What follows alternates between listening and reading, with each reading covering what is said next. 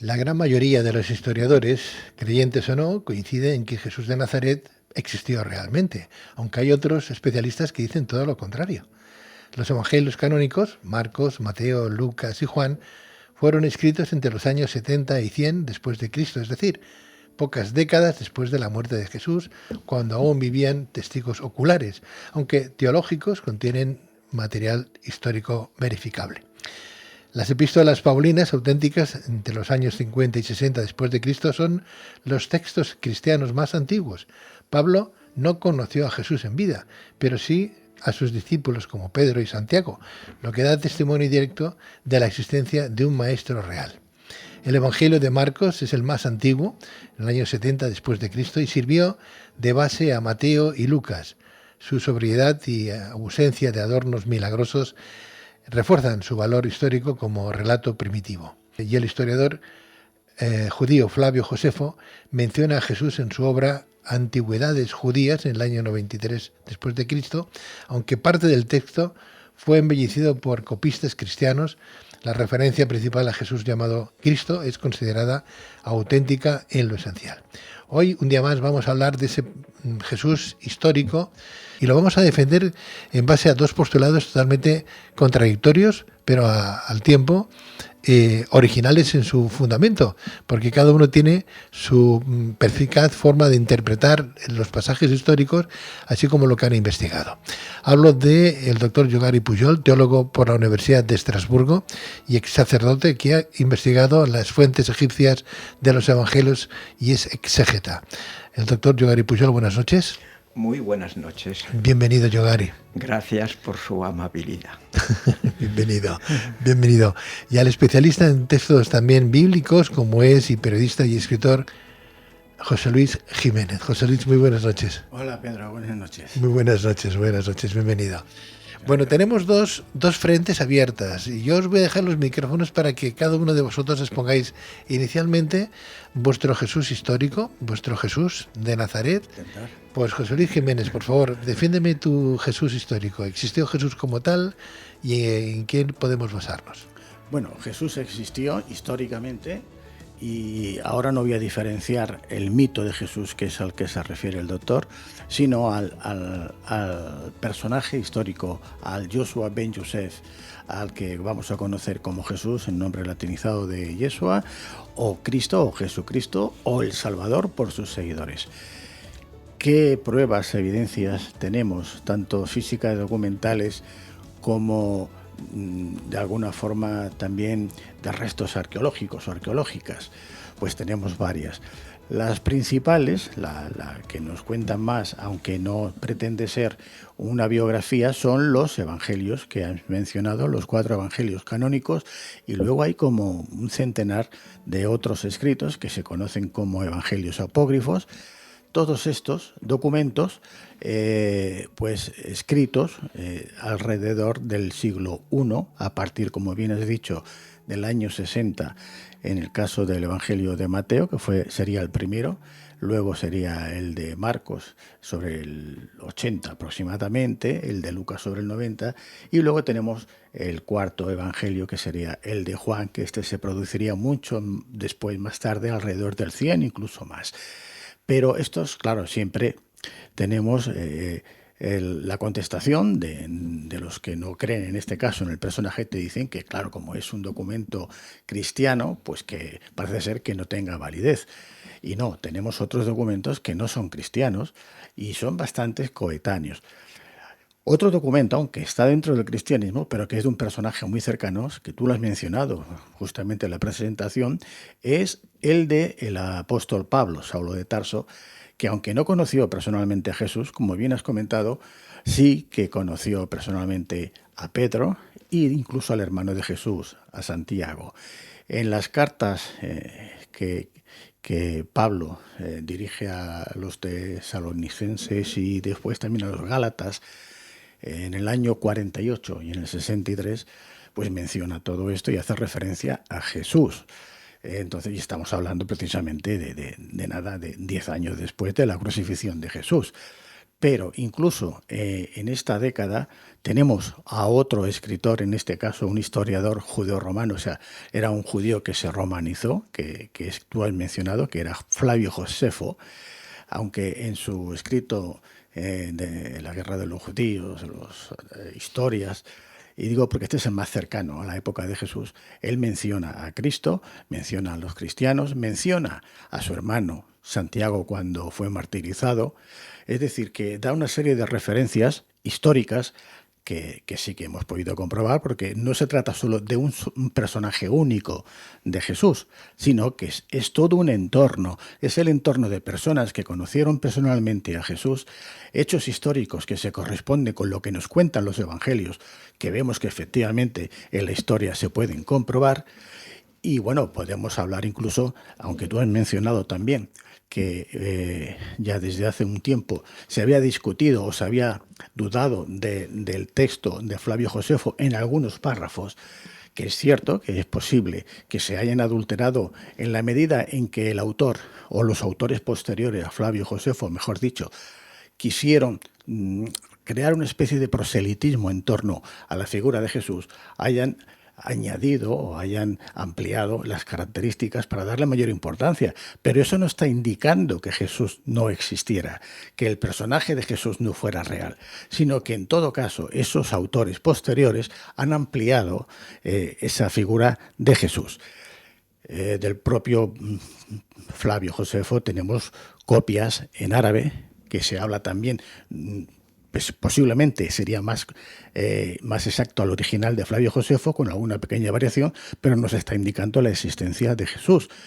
Y tenemos también otra copia en siriaco, también, que nos habla de Jesús. Es decir, que esos autores posteriores que habrían modificado en cierta forma ese párrafo de Flavio Josefo no podrían haberlo hecho también en la versión árabe ni en la versión siriaca. O sea, quiero decir con esto que ese texto, que para algunos ha sido polémico, no está negando la historicidad de Jesús. Bien, 4 minutos de introducción, 4 minutos más que le damos ahora al doctor Yogari Pujol. Doctor, adelante. Bueno, pues muy bien, no hay problema. Al fin y al cabo, Jesús ha existido, muy bien, pero no sabemos cuál. Yo creo que muchos de ustedes ya conocen a Antonio Piñero, un gran especialista y que tiene pues muchos libros, etc. ¿Y cuál es la opinión sobre Jesús? Según Antonio Piñero, Jesús ha existido, pero no ha fundado el cristianismo. Se puso pues en un momento determinado pues como si estuviéramos ya al fin de los tiempos, a querer hacer un acto, digamos, para, no sabemos exactamente qué, pero para salvar del yugo romano. Y, según Antonio Piñero, algunas personas escucharon a ese Jesús y con hojas volanderas pues escucharon y escribieron algunas cosas, y luego al final pues se reunieron esas hojas volanderas y se las entregaron, no sabemos a quién, pero sería pues a uno de esos apóstoles, no, o mejor a esas personas que escribieron el Evangelio, los evangelistas. Muy bien. Y entonces Antonio Piñero va siguiendo diciendo que la suerte es Pablo. Sin Pablo no tendríamos cristianismo, no tendríamos nada. Bueno, muy bien. A partir de ese momento, pues hay muchísimas preguntas, pero hoy me voy a ceñir a una cosa muy curiosa. Primeramente, los que quieren ser historiadores nunca se han encontrado ninguna hoja volandera. Después, la figura de Pablo, pues yo he estado trabajando mucho a ese personaje y aquí tienen un libro que les he ofrecido, es Contraflaco, y cuando ustedes lo lean verán que muchísimas cosas de Pablo están copiadas de Flaco. Muy bien. Sobre todo, ese Flaco era el gobernador que Roma envió a Alejandría por los años 40 y allí pues empezó a perseguir a los judíos de tal forma, bueno, que incluso crucificó, etcétera, un personaje, pues, digamos, torturador. Y todo esto ha pasado a la figura primera de Pablo, cuando se llamaba Saulo. O sea, Saulo Flaco. Muy bien. Y no solamente esto, sino muchísimas otras cosas sobre ese personaje. Pero hoy quisiera decirles algo que yo mismo, hace ya no sé cuántos años, yo estoy por los 86 y me parece que 40, 50 años he estado también estudiando eso en la Universidad de Estrasburgo o en París, etc. Pero hay muchas cosas que se me escapan. Y una de ellas es que hace muy poco, escuchando al Antonio Piñero, caramba, no me lo había planteado nunca. Es esa historia de que Pablo, pues, se describe como este señor que era de Tarso, pues se fue a Jerusalén y allí tuvo el gran maestro Gamaliel. O sea que Pablo tuvo una formación excelente con un gran, digamos, doctor de la ley llamado Gamaliel. Pues no. Pues ese mismo Antonio Piñero, y después evidentemente que al ver esto yo me he lanzado a ver eso, pues efectivamente se ha inventado. O sea, que eso tan... o sea, podríamos decir, el entramado teológico de un Pablo de Tarso no formado por Gamaliel y se preparó precisamente para... Bueno, como lo divertido es que también algunas personas pues no tienen ningún título académico, universitario, pero se lo fabrican. Hay alguien que ha fabricado. Y entonces se presenta en su currículum que estuvo en la universidad tal y tal. Pues bien, eso para mí es ya un... supongamos que hoy mismo empezara a estudiar los evangelios. Si yo encuentro que ya una figura tan importante como es Pablo se ha falsificado su currículum, yo apaga y vámonos. José Luis Jiménez, por favor, hablamos de Pablo. Somos paulinos gracias a Pablo, y eso que Pablo no conoció a Jesús directamente. Se conoció a Pedro, como bien decías, y a su hermano Santiago. Sin embargo, tuvieron disputas entre Pedro y Pablo para ver quién tenía más o menos razón en función a lo que habían escuchado de Jesús. Lo que no se entiende a día de hoy, yo al menos yo no lo entiendo, es que seamos paulinos y no de Pedro, cuando en realidad Pedro fue el que conoció y vio a Jesús de Nazaret y no Pablo. Entonces, Pablo hablaba un poquito más en función a lo que había escuchado por rumores que no Pedro. Entonces, claro, conocemos más a Jesús gracias a las epístolas de Paulinas. Entonces... Bueno, conocemos una parte. Pablo es cierto que tiene una información de primera mano, puesto que, como bien has dicho, conoce a Pedro y conoce a Santiago, pero también tiene información de otros evangelistas, ¿no? El personaje de Pablo, yo no voy a entrar ahora a discutir si es real o no. Pienso que lo es, puesto que alrededor de Pablo hay otros personajes que también hablan de él. Era un judío romanizado, como bien dice Yogari, que fue a estudiar a Jerusalén. No sé si el profesor fue Gamaliel o fue otro, pero él sí que estuvo con un maestro que era fariseo, que de hecho lo que a Pablo le llevó a perseguir, a conocer a Jesús, fue perseguirlo, porque Jesús, que no olvidemos, otras veces lo hemos comentado, él era nazareo o nazarita. Él perseguía a estos nazareos o nazaritos, que eran unos judíos que criticaban parte de lo que promulgaban los saduceos del pueblo, del templo de Jerusalén, y los fariseos. Y fue Pablo el que, con estos conocimientos que ya tenía de lo que realizaban esta secta de judíos, decide perseguirlos, ¿no? Y de ahí que, bueno, esta frase famosa, ¿no?, cuando dicen que persigue Pablo a los seguidores de Jesús, a los discípulos, porque ya había sido crucificado 4 años atrás, dice que, bueno, que se cae del caballo y que entonces le viene la revelación, dice: venciste, Nazareno, refiriéndose precisamente a que pertenece a esa secta, ¿no? Yo pienso que inventar, fabular toda una historia en torno para intentar decir que Jesús histórico no existió, diciendo que Pablo tampoco existió, que la mitad de los personajes que están alrededor de Jesús no han existido, me parece más complicado, de verdad, más complicado que sencillamente ver que todo lo que rodea a la figura de Jesús histórico se puede comprobar, aparte de que ahora tenemos incluso evidencias arqueológicas, como es la casa de Pedro en Cafarnaúm, o como es la casa de María cuando estuvo en Éfeso, y toda una serie de pruebas arqueológicas que nos están indicando que estos personajes existieron, fueron físicos y vivieron. Otra cosa es si, como he dicho antes, se han adulterado para adornar al personaje que sea o para darle mayor importancia, y se han dicho cosas que quizás no eran ciertas. Yo en eso no voy a poner ninguna duda,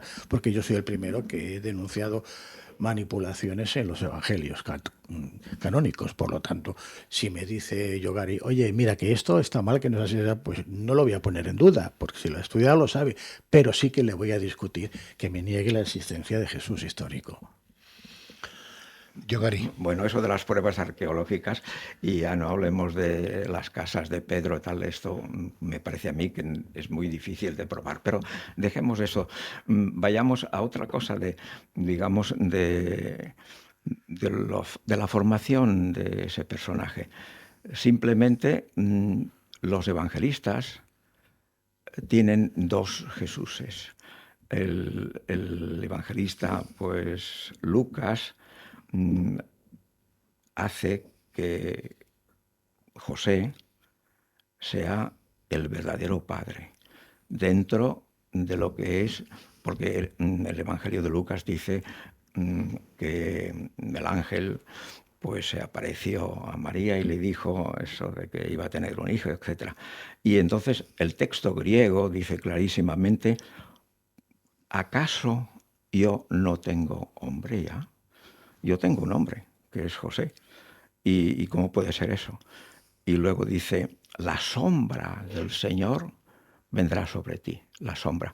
Eso de la sombra es algo muy interesante para un egiptólogo, porque forma parte, digamos, de la persona humana. Recuerden que en el Evangelio, en el Nuevo Testamento, Pedro pasa al lado de unos enfermos y los cura su sombra. O sea que es curioso que precisamente aquí diga que la sombra, digamos, vendrá sobre esa María. Pero muy bien. En cambio, en el Evangelio de Mateo ya aparece más claramente la idea de un padre putativo. O sea que es muy interesante. Pero claro, sí, yo veo clarísimamente de dónde viene eso. ¿Por qué? Porque el Evangelio de Lucas, para mí está clarísimo, se basa en un cuento egipcio, que es el cuento de Sedme II. En cambio, el evangelista de Mateo se basa en otro cuento egipcio, que es el Sedme I. ¿Por qué hay ese problema en el Evangelio de Mateo, que habla de que José pues duda de aceptar y no aceptar a su esposa, etc.? Si uno tuviera al lado ese cuento egipcio, vería de dónde viene ese problema que el autor, Mateo, no sabe cómo, pero lo hacen muy bien. O sea que hacen equilibrios, pero se sale muy bien con la suya. ¿Por qué? Porque el cuento egipcio es el marido y mujer, o sea, son hermanos. Y eso, para poderlo colocar en órbita judía, no encajaba, porque en Egipto sí que no hay ningún problema de casarse los hermanos. Entonces, ese evangelista Mateo, pues toma esa fuente egipcia y entonces hace pues este juego que está precisamente en el cuento egipcio. Es el padre que no quiere que su hija se case con su hermano. Es muy interesante porque, claro, el padre, pues que es precisamente el faraón, y quiere que su hija se case con un general o alguien, etc. Y entonces le dice, no quiero. Y ahí está plasmado en el Evangelio de Mateo precisamente esas dudas de si acepta o no acepta. Pero es la transposición de las dudas o del no querer del padre.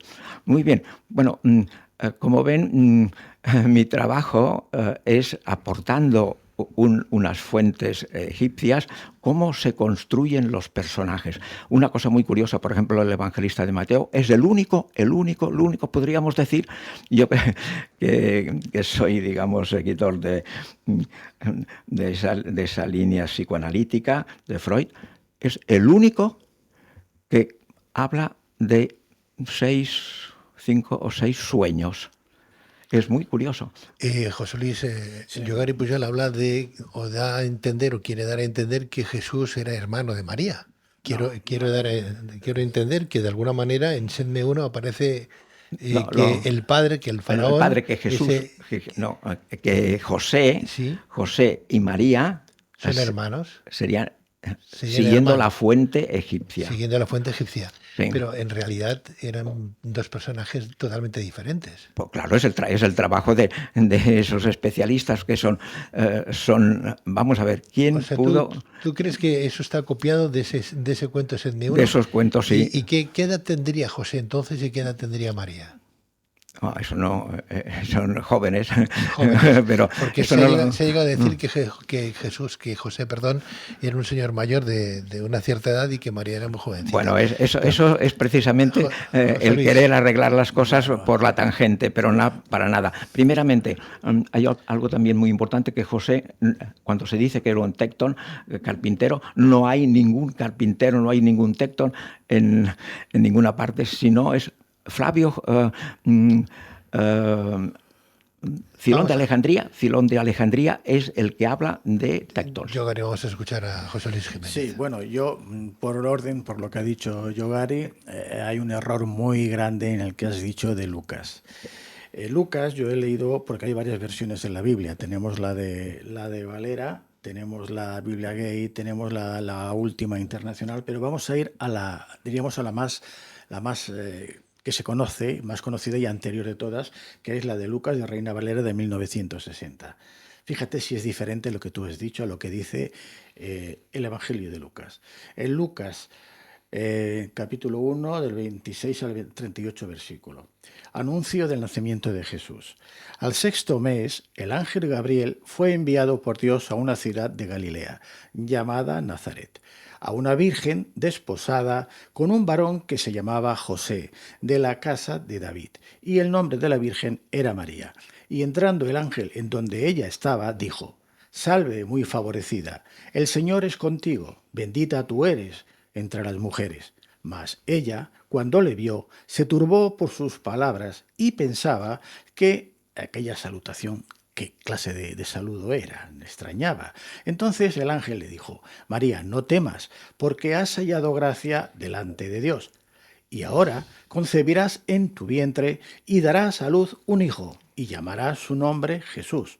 Este será grande y será llamado Hijo del Altísimo, y el Señor Dios le dará el trono de David su padre, y reinará sobre la casa de Jacob para siempre, y su reino no tendrá fin. Entonces María dijo al ángel: ¿Cómo será esto? pues yo no conozco varón. Pues yo no conozco varón. Respondiendo el ángel le dijo: el Espíritu Santo vendrá sobre ti, y el poder del Altísimo te cubrirá con su sombra, con lo cual también el santo ser que nacerá será llamado Hijo de Dios.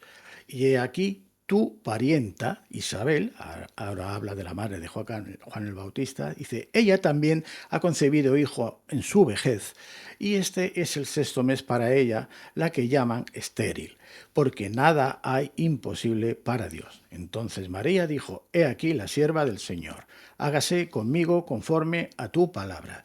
Y el ángel se fue de su presencia. Esta es la de Lucas en versión de Reina Valera. Te puedo poner otra No, no, en la no, que aún pero un momento. siquiera No, te lo digo porque, claro, sí, tú me no. estás diciendo algo que yo he mirado en todas las versiones Sí. que conozco de la Biblia, precisamente Sí. por eso mismo que ya te lo he escuchado Sí, decir sí. varias veces, y en ninguna, jamás, ni en la Biblia hebrea, ni en la Biblia de la versión de Reina Valera, ni en la Biblia Gateway, hay 3 versiones, en ninguna dice que ella ya tiene varón, que ya tiene esposo. En ninguna dice: no conozco varón. En otra dice: ¿cómo puede ser si yo no conozco varón? En otra dice: si yo soy...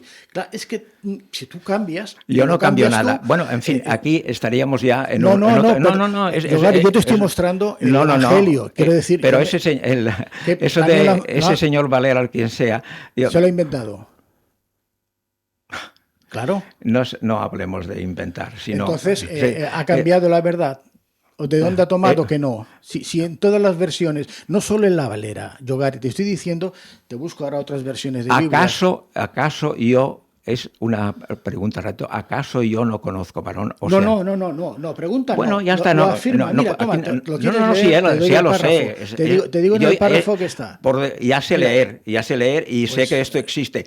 Pero, a ver, vamos, cada cual habla de lo suyo. Yo he estudiado, pues, en una universidad de Estrasburgo y creo que era, digamos, alguien que conocía el texto. Y se habló de eso. Y entonces, precisamente, hay estudios en los cuales difieren de esa traducción.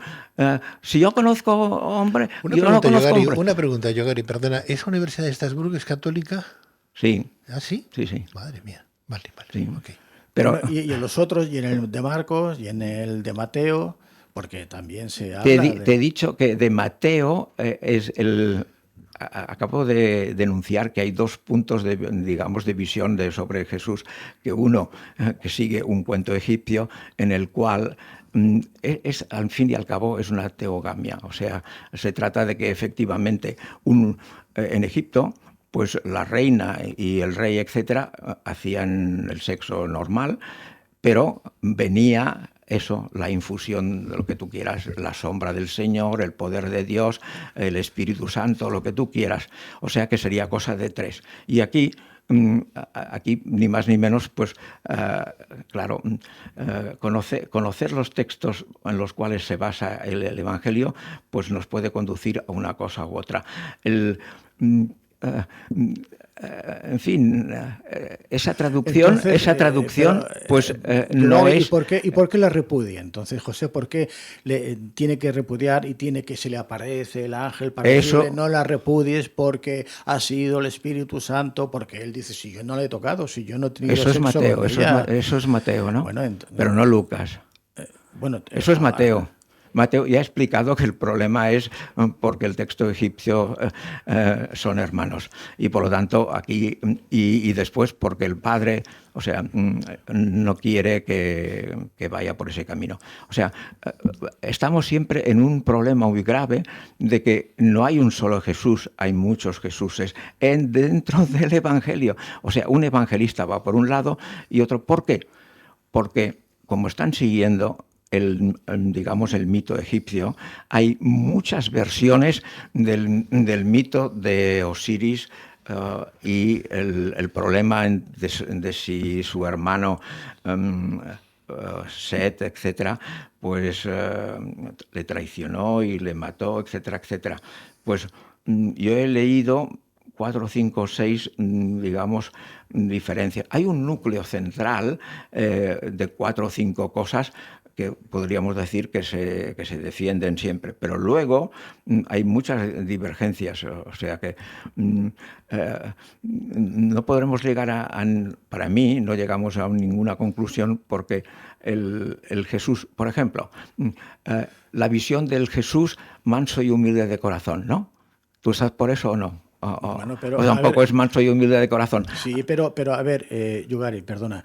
Es que tú me estás hablando de que hay un texto egipcio, que hay cientos, por no decirte miles, no se conocen todos, que hablan, por decirlo, por poner algo metafórico, en parábolas como hacía Jesús, ¿no? Y como encuentras esa similitud, o como dices que se ha copiado algún texto porque es muy parecido, pues eso a ti ya te sirve de justificación o de prueba para decir que Jesús histórico no existió. Bueno, hay muchos argumentos. Bueno, pero dime, este es el que me argumentas aquí. Pero un momento, aquí no se trata de decir se parece o no se parece, hay que buscar lo que es el ADN, o sea, mirar exactamente las palabras y mirar cómo empieza la historia, el núcleo y el desenlace, etcétera, etcétera. Y no todos... yo he estado estudiando los textos egipcios y ese, por ejemplo, una parte de la historia de la vida de Pablo está basada de aquí, de Contraflaco. Pero muchísimas otras cosas no. Por ejemplo, eso, tú has dicho la caída del caballo. Tú sabes que no cayó de ningún caballo porque el texto no lo dice.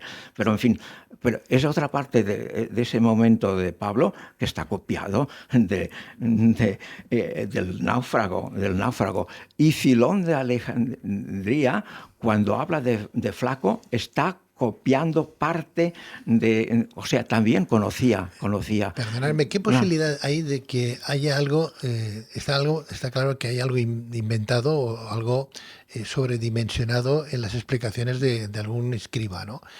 Pero cuando Suetonio, por ejemplo, un cronista romano, le escribe en la época del reinado de Claudio, le escribe diciendo que en el siglo I, en el año 49 más o menos... No, en el 116 le escribes. No, le escribe en el 49 después de Cristo. Le escribe a Claudio, le dice que hay unas revueltas del pueblo judío y que hay un tal Crestus que es el cabecilla, ¿no? Que los judíos pues tuvieron miedo de que ese cabecilla, entre comillas, que Jesús era para ellos como un anarquista que iba en contra de lo que el pueblo judío pues quería defender, que bueno, pues necesitaban a alguien que diera la cara contra los romanos. Y este fue este Jesús. Que este Jesús ha sido más sobrecargado en su dimensión, no lo sé, como si fuera una bola de nieve, que alguien dice algo y aquello empieza a rodar y al final se hace tan grande que aquella mentira, ¿quién la cambia ahora, después de tantos tiempos, ¿no? Y más ahora, si pasan 2000 años. ¿Hay alguna posibilidad de eso, a lo que hoy conocemos como Jesús el Cristo, haya evolucionado de esa manera, como te estoy diciendo yo, que se haya convertido en una bola de nieve y ahora sea imposible de aplacar? Bueno, a ver, sí, claro, siempre hay la posibilidad de todo, efectivamente. Si no se conoce de primera mano, pues te tienes que fiar o creer lo que te cuenten otros, ¿no? Todo depende de la seguridad que te dé la información, de dónde te viene. Hoy día tenemos las televisiones que la verdad yo no sé si hay en quien se cree todo lo que dicen en la televisión, pero sabemos que más de la mitad no es así, no es cierto. Pero si se repite lo mismo y tal, pues el que no lo ha conocido, no conoce otra fuente, se va a creer aquello, ¿no? Este es el problema que tenemos precisamente, que muchas de estas historias, seguramente, con toda posibilidad, se han manipulado. No totalmente, pero sí en parte. Dicen que introducir una mentira dentro de muchas verdades se convierte en una verdad al final, claro, esa mentira. Evidentemente. Claro. Bueno, aquí el núcleo, ¿cómo nació el cristianismo? Pues el cristianismo para mí hay que ver lo que los alemanes pues llaman el Sitz-im-Leben, o sea, la situación vital de la vida. ¿Qué ocurre? Ocurre un hecho muy importante, estamos en el año 70 y la destrucción de Jerusalén y compañía. Y entonces allí el Flavio Josefo pronuncia aquellas palabras a los ciudadanos. Ciudadanos de Jerusalén, tenéis que saber que Dios os ha abandonado, nos ha abandonado. Dios no está aquí. Dios está en Roma. Y ese señor, además yo leí una crítica de Flavio Josefo, porque al principio se llamaba Josefo, era un sacerdote y compañía, pero luego se pasó, traicionó completamente a su país, y entonces este señor, pues yo leí un crítico y decía, no merece ninguna credibilidad. ¿Por qué? Porque es un señor que se pasa a los romanos 100%. Y dice claramente, Yahvé os ha abandonado, está en Roma. En su libro de Antigüedades Judías del año 93 después de Cristo, Flavio Josefo, ¿eso se utiliza? ¿Entonces es bueno o no es bueno? Sí, sí, evidentemente. ¿Por qué habla de Jesús el Cristo? No. Aquí vamos a ver, hay una serie de personajes, y él los cita, hay toda una serie de personajes que se declaran pues en contra de Roma. Hay incluso un personaje que es el egipcio. O sea que y además es muy interesante porque yo asistí a una conferencia sobre precisamente ese testimonio, y allí habían varias personas, profesores de griego, y uno pues decía eso, de que efectivamente pues se habla de esas 2 o 3 líneas que diría que ha habido un Jesús. Y el otro al lado murmuraba y decía, esto lo está diciendo él, pero yo que sé griego, yo sé que exactamente estoy mirando ahora ya las palabras griegas, y aquí hay una ruptura. Aquí hay una ruptura.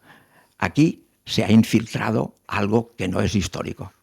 Pero igual que habla también de Jesús, menciona a Juan el Bautista y menciona a Santiago. Juan el Bautista no tiene nada que ver. No, esto es muy serio, Juan el Bautista es un amigo personal, una historia suya, de Flavio Josefo. Era un amigo suyo porque Flavio Josefo tuvo una experiencia, digamos, de ir con un grupo de esos, digamos, de espiritualidad, etcétera. Pero no tiene nada que ver, nada. ¿Por qué? Porque ¿No coexistió Juan el Bautista con Jesús? El de Flavio Josefo, sí. El de Flavio Josefo existió.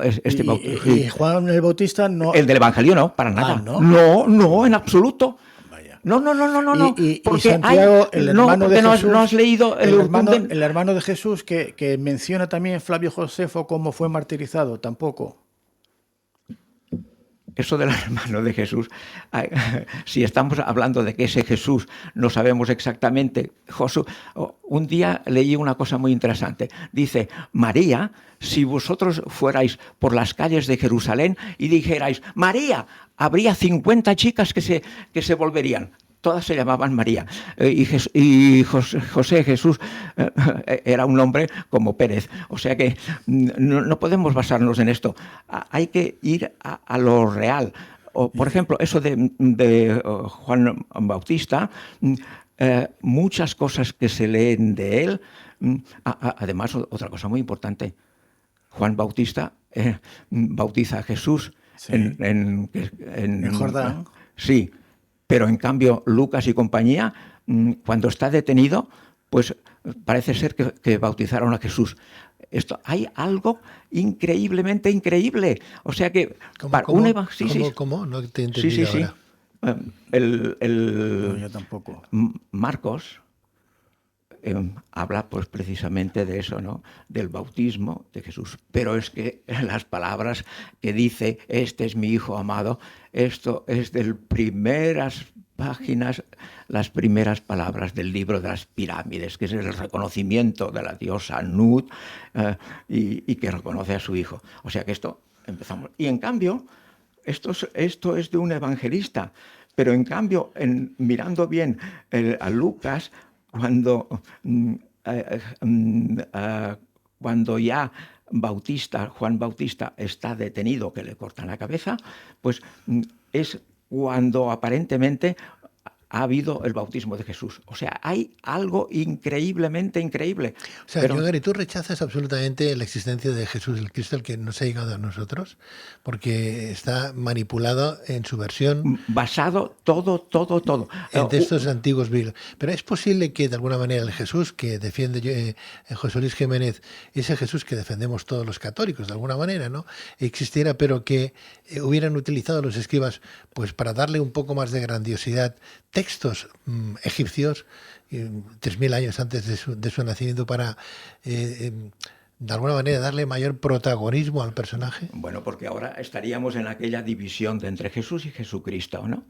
O sea, no, sería la misma persona, solamente que alguno con más características de Dios, ¿no? Teológicas. Es lo que estamos diciendo desde un principio, que yo no me niego a que hayan adulterado ciertas características y que hayan añadido precisamente para provocar ese proselitismo que querían conseguir. Claro, pero de ahí a decir, como esto se parece al escrito de los náufragos, al escrito del libro de los muertos, al escrito de tal, que dicen eso tan parecido, Jesús no existe. Y eso no, Gary. Esto no es un argumento para mí, perdona. No, tampoco digas eso. No. Si solamente hubiera algunas semejanzas de algunos puntos, podríamos decir, pero por ejemplo,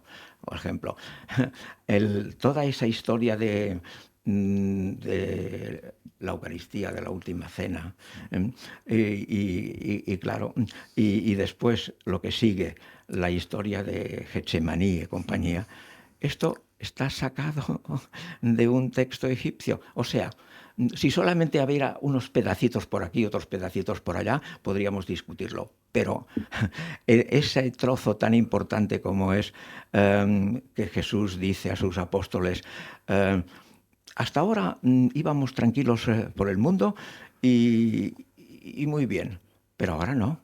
Ahora la cosa es muy grave. El que no tenga espada, que venda su abrigo y compre una espada. ¿Sí? Aquí, no, esto es muy serio. No, pero si yo no te voy a negar, dentro de los evangelios, mira, en Mateo mismo cuando le dice, tú eres Pedro y sobre ti edificaré, eso tampoco existe, eso es otra invención. Pero bueno, ¿significa eso que no haya existido Jesús? Porque eso sepamos que no es real. Tú solamente vas diciendo partículas. Yo estoy diciendo que... es que esto va siguiendo. En el momento en que en Última Cena, cuando Jesús dice, bueno, ahora nos vamos... Y dice esa frase, etcétera, y luego se van a Getsemaní y allí hay una lucha, etcétera, etcétera. Esto, el 90% está copiado de un gran texto egipcio que es precisamente el poder del escudo. O sea que si solamente fuera una cosita, no, pero hay... Es que es increíble, hay la misma Jesús que está haciendo una plegaria, allí también hay una plegaria, hay una lucha cuerpo a cuerpo, hay muchísimas cosas que... Una pregunta, Gary, ahora ya es una curiosidad particular, en el Sermón de la Montaña, donde Jesús lanza sus bienaventuranzas, ¿eso sería también una copia de algún libro pasado? Es de la plegaria al dios Amón. Es una plegaria extraordinaria, sí, sobre el dios, en el cual hay dos cosas. Una cosa es eso de las bienaventuranzas y la otra cosa es el cambio profundo, o sea, las transformaciones interiores. Y eso, entonces, hablaríamos ya de mi último libro, que hoy no quiero hablar de él, simplemente anunciarlo, en el cual pues es el libro de los muertos. El libro de los muertos egipcios es el que ha servido ni más ni menos de partitura de todo el Nuevo Testamento. O sea, el libro de los muertos es para mí es eso. Los músicos, cuando están tocando algo, tienen delante de sí una partitura, ¿no? Y entonces la partitura del Nuevo Testamento es ni más ni menos que el libro de los muertos. Es increíble. Y empieza el libro de Marcos empieza exactamente igual. Y el Apocalipsis se acaba exactamente igual, como el libro de los muertos, etcétera, etcétera, etcétera. Pero bien, o sea que si solamente fuera una cosa, pues iría. Y esto va acompañado, evidentemente, con otros problemas, que es que el primer documento que nosotros creemos cristiano, que es ese trocito de 2 centímetros de Juan, es del año 125. Y el primer testimonio de las epístolas de Pablo es del año 220. Y antes no hay nada. Del 0 al 120 no hay nada de nada de nada. Bueno, no tenemos absolutamente nada. O sea, tenemos un montón de historiadores, de académicos que están afirmando lo contrario. Hoy es muy interesante porque hemos quedado que tú opones la... Yo declaro clarísimamente, por lo que yo he estudiado, que del 0 al 120 no tenemos nada, nada de nada. Y... O sea, lo de Pablo del año 50, del 50 al 60, ¿qué? Eso es una retrospección, digamos, para que salga bien, digamos, las cuentas, para que la historia, pues se coloca en este sitio. Pero yo estoy diciendo que el personaje, en cuanto personaje, ¿cómo está formado ese Pablo? Pues por el contraflaco, por el libro ese ¿En qué época, del entonces, náufrago. ¿En qué época es Pablo entonces? ¿Cuándo empieza a escribir sobre Jesús? El que ha escrito es un monje de Serapis. ¿El Pablo de Tarso es? Un monje de Serapis, como todos los evangelistas. Los evangelistas son monjes de Serapis, que son los seguidores judíos, discípulos de Filón de Alejandría. La prueba es esta. Si un texto tan importante como es parte de la vida de Pablo está copiado de una obra de Filón de Alejandría, que murió en el año 50... Pero Pablo, ¿de qué época es entonces? ¿De qué siglo de es? Ninguna. No existe, según él. No existe. Pablo no existe. No Tampoco, existe. es lo que te he dicho antes, para él no ha existido. Mira, Yogari, perdóname, es que ya no te lo digo como yo no soy tan, en este caso, no tengo esa autoridad, pero sí que hay unos eruditos, solo te voy a mencionar a 4 que dicen que es anterior al año 70, los evangelios, y otros que dicen que es posterior. Por ejemplo, Craig Bloomer, que es especialista en Nuevo Testamento, que argumenta a favor de la fiabilidad histórica de los evangelios y de una datación temprana. John A. Robinson, teólogo y erudito bíblico, en su libro Reading the New Testament, propuso que todos los libros del Nuevo Testamento, incluidos los Evangelios, fueron escritos antes del año 70. William Albrecht, arqueólogo y erudito bíblico que propuso dataciones tempranas para los evangelios, basándose en la arqueología y análisis de los manuscritos. Daniel Wallach, profesor de estudios del Nuevo Testamento, que ha defendido la datación tradicional de los evangelios con argumentos a favor de su composición temprana. Te voy a decir 3 más y acabo. Estos dicen que fueron después del 70, pero que se hicieron. Bart Ehrman, que es historiador, crítico textual, especialista en el Nuevo Testamento, que sostiene la datación tardía de los evangelios, argumentando que no fueron escritos por testigos oculares. Paula Fredriksen, historiadora y profesora, que ha estudiado la figura de Jesús histórico y las primeras comunidades cristianas, aceptando la datación tardía. Y Raymond E. Brown. Te quiero decir... la lista es muy larga. Pero estos eruditos que son académicos, sí, Yogari... Pero si ya lo sé, hay una serie de listas de unas cuantas personas que esto... Pero yo creo que son 1, 2, 3, 4, 5 y los que fueren, pero en cambio, creo yo, que el consenso está en que es después. Pero es igual, para mí es igual. Si yo digo que cualquier cosa que tú me vayas diciendo del Evangelio, yo te digo, detrás hay un texto egipcio, y ya está. Y por lo tanto, la cosa para mí es sencillo.